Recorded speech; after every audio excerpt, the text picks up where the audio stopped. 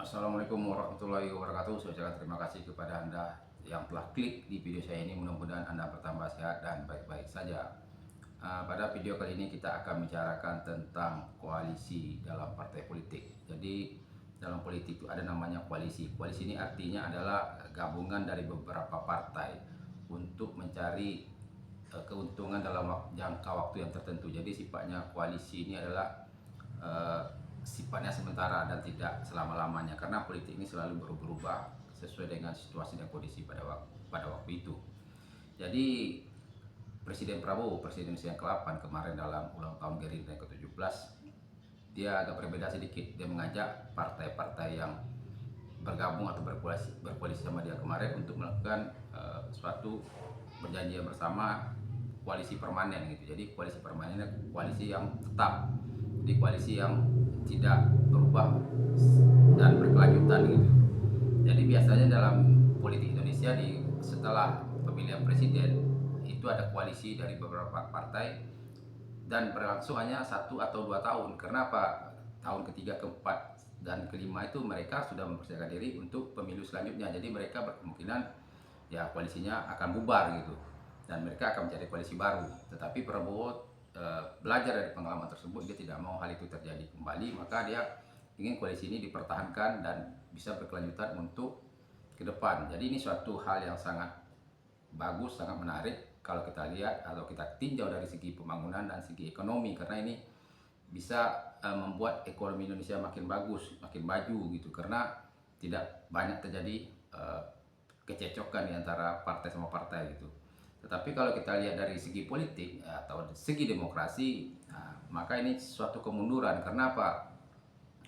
Partai-partai lain tentu dia mempunyai keinginan juga untuk menjadi presiden atau jadi wakil presiden. Mereka tentu ingin memenangkan pemilu juga. Mereka tentu ingin banyak mendudukkan orang-orang mereka di DPR. Jadi kalau koalisi permanen dipertahankan, jadi partai-partai lain itu tentu sulit untuk berkembang karena sudah dikuasai oleh partai yang memiliki presiden. Tentu karena presiden ini mempunyai banyak waktu, punya kesempatan untuk melakukan roadshow ke daerah-daerah, sehingga kampanye dia secara tidak langsung atau soft campaign dia itu terjadi. Jadi partai-partai lain itu sangat sulit untuk melakukan kampanye.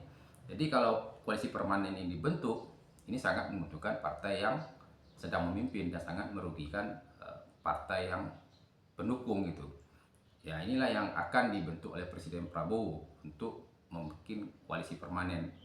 Jadi kita sebagai masyarakat, sebagai warga sipil, kita kan hanya bisa melihat, tetapi kita setidak-tidaknya kita bisa menilai juga dan bisa memperhatikan juga, dan tetap yang paling penting kita harus mengawasi. Karena begini, kalau koalisi permanen ini berjalan, koalisi permanen ini nanti terrealisasi, maka nanti yang menjadi masalah itu tentu orangnya nanti itu juga gitu. Jadi takutnya nanti berkelanjutan, maka Indonesia ini kembali lagi seperti rezim Orde Lama dan Orde Baru gitu. Karena apa? Di rezim Orde Lama itu presiden itu terlalu lama memimpin, sebanyak 20 tahun, selama 25 tahun, 1945 sampai 1965. Tentu dengan alasan waktu itu masih proses kemerdekaan lah, ya, Indonesia lagi revolusi. Memang keadaannya seperti itu, tetapi setidak-tidaknya presiden itu harus cepat diganti supaya jangan itu aja orangnya. Setelah itu rezim Orde Baru, kita lihat presiden itu cukup lama juga, selama 32 tahun, semenjak tahun 1966 sampai 1998. Jadi ini suatu hal yang tidak baik. Jadi koalisi permanen ini sebenarnya baik untuk secara ekonomis, baik secara untuk pembangunan, tetapi kalau dari segi politik dan demokrasi sangat tidak baik.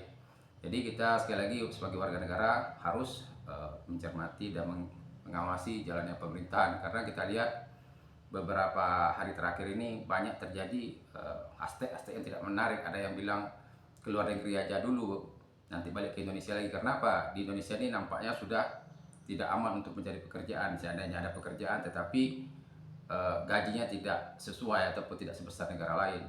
Setelah itu ada lagi Indonesia gelap, artinya Indonesia gelap. Jadi Indonesia ini tidak punya masa depan.